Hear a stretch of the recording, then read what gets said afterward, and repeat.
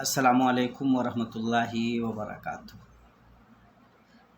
असम के वज़ीर आला जनाब हेमंत बिस्वा शर्मा साहब, तो आप ही बताइए कि मुसलमान क्या करें।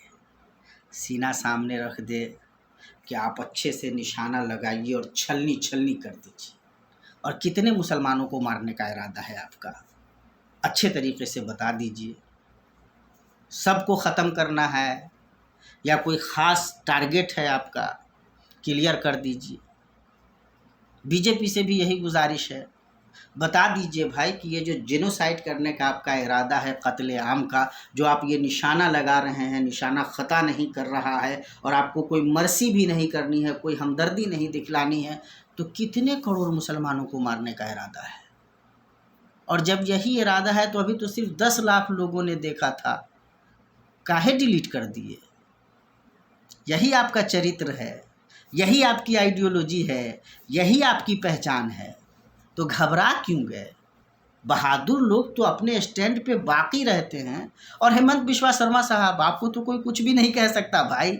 आप कांग्रेस से निकल करके अब आप बीजेपी में हैं, आप उस रियासत के वजीर आला हैं।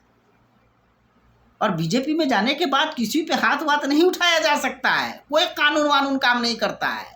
आपको मालूम है तब ना आप ही सब काम कर रहे हैं। आप कितनी कुव्वत से बोलते हैं कि 5 रुपया रिक्शा वाला मुसलमान माने तो उसको 4 रुपया दो। आप कहते हैं ना कि आप इसीलिए कि कष्ट दें, हालांकि आप उस रियासत के वजीर आला हैं और आप इतनी कुव्वत से कहते हैं, तब काहे डिलीट कर दिए भाई, काहे डर गए।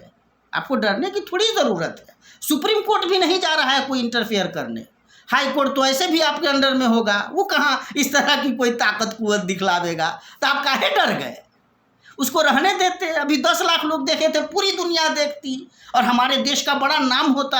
आपका पूरी दुनिया में डंका बजता कि आप कितने बहादुर आदमी हैं और निशाना आपका कितना अच्छा है कि कमज़ोर मुसलमान को आप कितनी कुव्वत से मार सकते हैं, गोली चलेगी और भून दिया जाएगा। ये पूरा क्लियर जा रहा था, काहे घबरा गए भाई, क्यों डिलीट कर दिया। यही आपकी आइडियोलॉजी है ना, यही चरित्र है आपका, तो काहे डिलीट करके भाग गए। सुप्रीम कोर्ट नहीं आवेगा आपको परेशान करने भाई, कोई अदालत नहीं जाएगी, कोई मीडिया नहीं पीछे पड़ने जा रहा।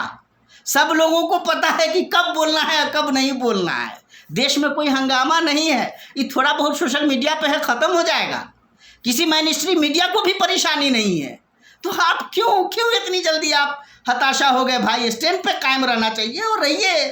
हिंदुस्तान का मुसलमान बहुत कमज़ोर है, बहुत ही बेहैसियत है, कोई ताकत वाकत उसके पास नहीं है। आप उसके बगैर हुकूमत चला सकते हैं, आप उसके खिलाफ कोई भी कैंपेन चला सकते हैं, कोई भी मन में आवे बोल दीजिए, शूट कीजिए, मार दीजिए, कोई फ़र्क नहीं पड़ने वाला है। ना अदालत को पढ़ने वाला है, ना मीडिया को पढ़ने वाला है, ना खुद अब मुसलमान को पढ़ने वाला है। वो बेचारा मरने के लिए तैयार बैठा हुआ है। आप बता दीजिए कितने लोगों को मारने का आपका इरादा है। हम सब लोग आवें आपके सामने बिछ जाएं और आसानी से अपना निशाना लगाइए।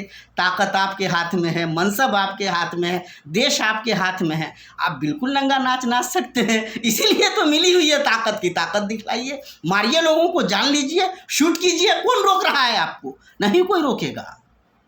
आपके पास ताकत है भाई, देश आपके हाथ में है, कौन रोक देगा आपको।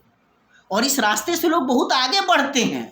आपके पास समझ लीजिए कि आप अगर इस तरह का प्रयोग करेंगे तो और आगे और भी ज़्यादा मकाम आप पा सकते हैं। इसलिए टेंशन मत लीजिए, डिलीट करके भागिए मत, स्टैंड पे रहिए। ये बहादुरी का काम आप कर रहे हैं, देश को ऊंचा ले जा रहे हैं, पूरी दुनिया में डंका बचेगा आपका। और इसको बाकी रखिए, मिडिल ईस्ट में आकर के लोगों को बताइए कि आप किस तरह से दाढ़ी वाले टोपी वाले मुसलमान को शूट करते हैं, किस तरह से मार करके रख देते हैं और कोई मर्सी नहीं दिखलाते हैं। पूरी दुनिया में लोगों को दिखलाइए, यूरोप में दिखलाइए, हर जगह दिखलाइए। और जाहिर आज इंटरनेट के ज़माने में ऐसा थोड़ी है कि खाली असम में लोग देखेंगे, पूरी दुनिया में देखेंगे और आपका चर्चा होगा, आपकी बहादुरी का चर्चा होगा। बीजेपी इतनी बड़ी पार्टी है, पूरी दुनिया की सबसे बड़ी पार्टी है, हमारा देश सबसे बड़ा डेमोक्रेटिक देश है, तो पूरी दुनिया में इसका चर्चा होगा। इससे अच्छी बात क्या हो सकती है। डिलीट उलीट करने की ज़रूरत नहीं है, ये नादानी मत कीजिए और इसको बाकी रखिए, ठीक है। कोई नहीं आ रहा है आपके खिलाफ, ना मीडिया, ना अदालत और ना ही बहुत ज़्यादा लोगों में आक्रोश होगा। चैन से रहिए, खुश रहिए।